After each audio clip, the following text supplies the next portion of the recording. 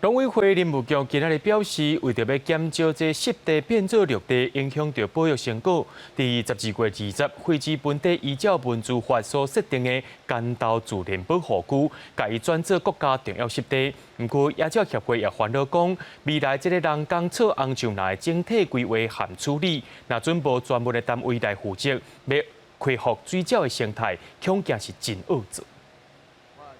因为它有一些特别的植物啦。美丽湿地有各种的水鸟，有黄吉灵、金眼的、甲乌面腊杯，这拢是干道保护区主要保护的水鸟。不过，即马传出红树林拖生了伤多，自本水鸟休困的蓝仔地变做绿地，影响保育成果。农委会20公告废止自本依照文字法划设的自然保留区，未来甲改做国家级湿地，应该是不错吧？可以升级总是好的。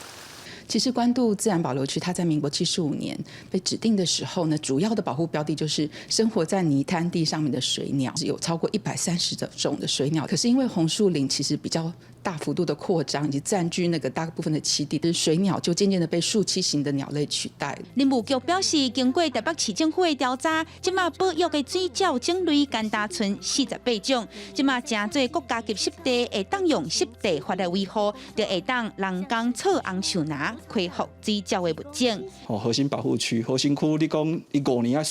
去巡一届，那5年了，伊环境大家讲安那会变较差，佮落